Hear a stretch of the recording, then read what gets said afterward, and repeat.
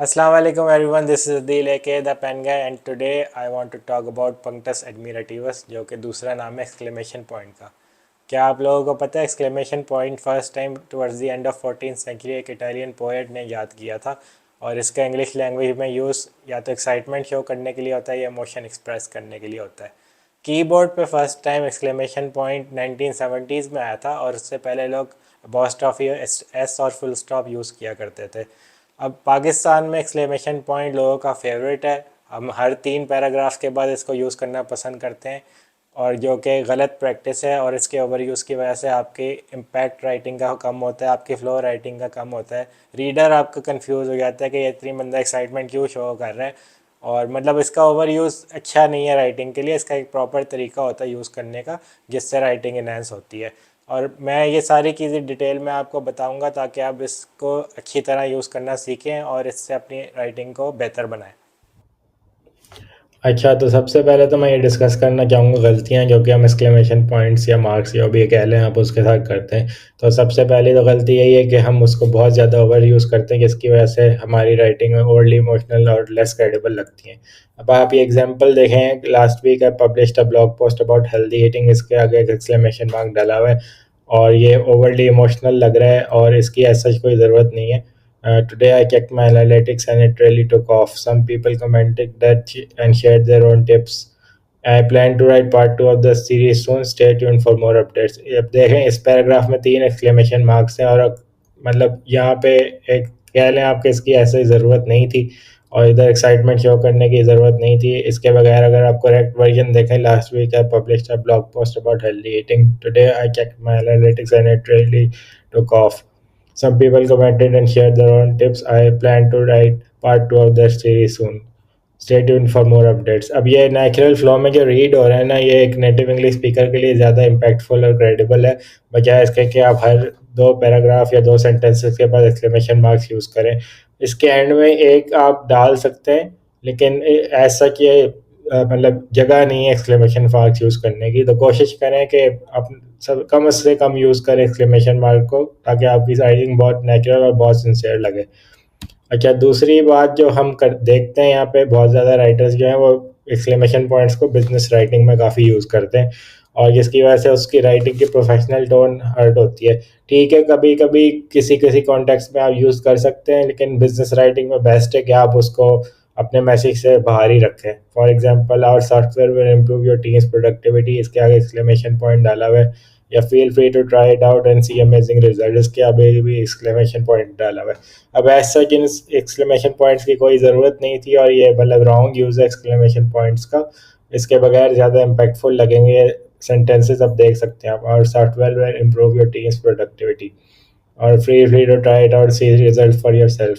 आप खुद इमेजिन करें, आपको एक कोई बंदा सॉफ्टवेयर बेच रहा है, उसने पिक जो आपको दिया फुल ऑफ एक्सक्लेमेशन पॉइंट्स है और ऐसा लग रहा है कि वो बहुत ज़्यादा एक्साइटेड है, बहुत ज़्यादा ओवरली इमोशनल है और मतलब उसको अपने सॉफ्टवेयर में इतना कॉन्फिडेंस नहीं है कि मतलब कि वो उसके एक्सक्लेमेशन पॉइंट्स के बगैर उसको बेच सके। तो इसको बिजनेस राइटिंग से बाहर रखें ताकि आपका मैसेज क्लियर लगे, ऐसा लगे आप बहुत कॉन्फिडेंटली बात कर रहे हैं और आपको मतलब एक्स्ट्रा एम्फेसिस देने की ज़रूरत ही नहीं है अपनी चीज़ बेचने के लिए। तो इस वजह से बिजनेस राइटिंग से भी एक्सक्लेमेशन पॉइंट्स बाहर रखने चाहिए। अच्छा, तीसरा आप आ जाएँ कि हमें पता ही नहीं होता कि एक्सक्लेमेशंस में और स्टेटमेंट्स में फ़र्क क्या है और हम ज़्यादातर इन दोनों चीज़ों में कन्फ्यूज़ करते हैं। और ये एक्सक्लेमेशन पॉइंट जो है वो एक सेंटेंस जिसका स्टार्ट व्हाट से हो रहा है या हाउ से हो रहा है उसके आगे आ सकता है, लेकिन ऑब्वियसली स्ट्रॉन्ग इमोशन या सरप्राइज शो करने के लिए आ सकता है। For example, what a beautiful day it is, how amazing your performance works. अब ये सेंटेंसेस ऐसे लिखे गए कि एक्सक्लेमेशन है जिसकी वजह से इसके आगे एक्सक्लेमेशन पॉइंट आ रहा है, ये रेगुलर स्टेटमेंट नहीं है।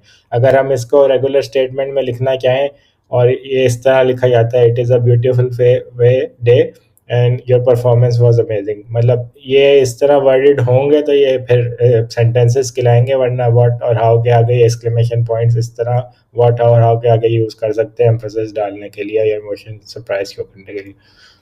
अच्छा, आगे बढ़ते हैं, अब बात करते हैं कि एक्सक्लेमेशन मार्क या पॉइंट यूज़ कब करना चाहिए और इसका करेक्ट तरीका क्या है और किन किन जगहों पर ये ज़्यादा सेंसिबल होता है यूज़ करने के लिए।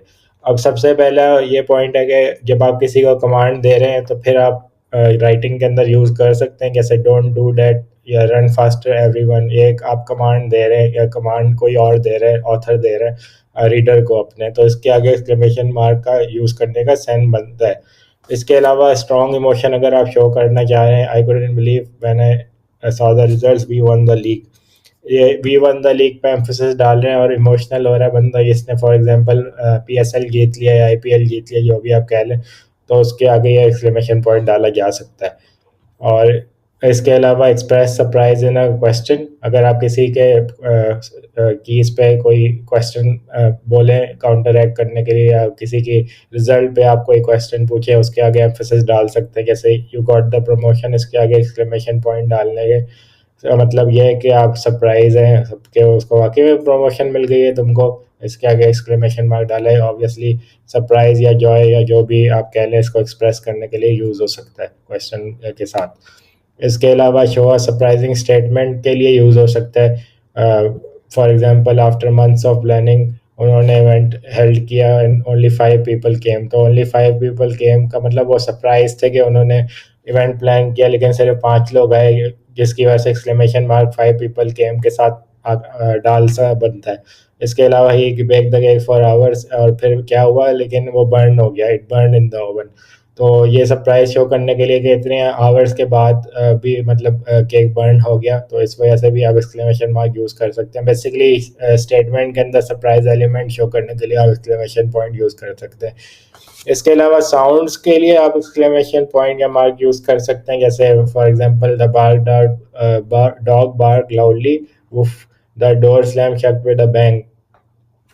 तो मतलब साउंड्स आप बना रहे हैं, जैसे हाई के आगे यूज़ कर सकते हैं, इस तरह किसी एनिमल के साउंड के आगे यूज़ कर सकते हैं, उसके आगे एक्सक्लेमेशन पॉइंट का बनता है। ऑब्वियसली इधर कोई सरप्राइज एलिमेंट नहीं हो रहा, लेकिन ये भी एक यूज़ होता है इसका।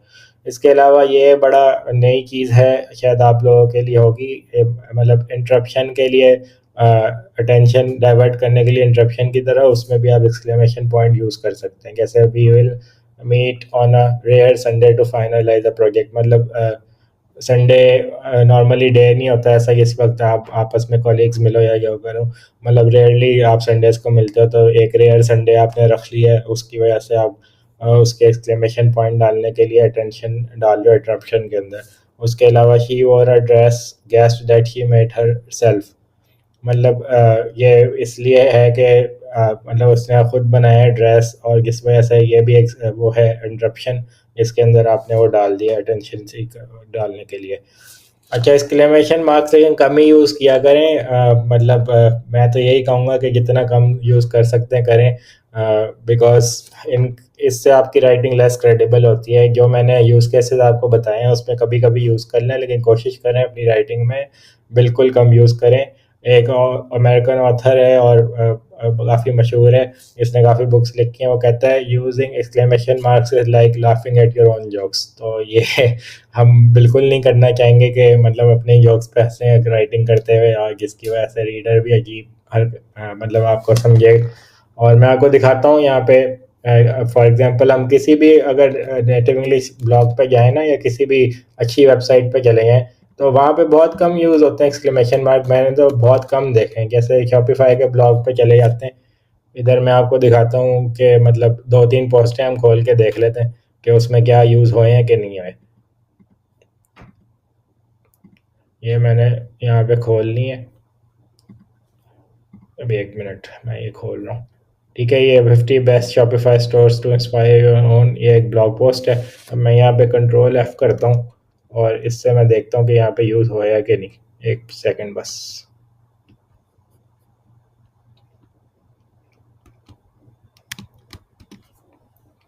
ये खुल रहा है, चलें ऐसे ही देख लेते हैं फ़िलहाल, नज़र तो आ ही जाएगा।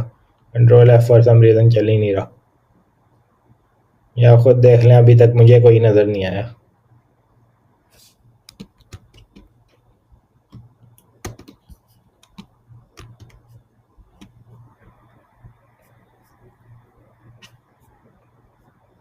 ये देख लें, तकरीबन हाफ आर्टिकल से हम गुजर चुके हैं, अभी तक कोई यहाँ पे नहीं है एक्सक्लेमेशन मार्क। एक और मैं खोल के देख लेता हूँ।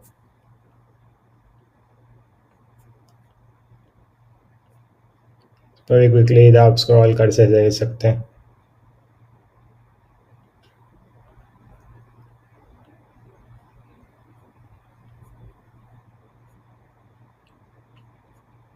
आप खुद देख सकते हैं इन्होंने एक्सक्लेमेशन मार्क एक भी यूज़ नहीं किया भाई। अभी तकरीबन पूरी ब्लॉग पोस्ट जो है ना ख़त्म हो चुकी है।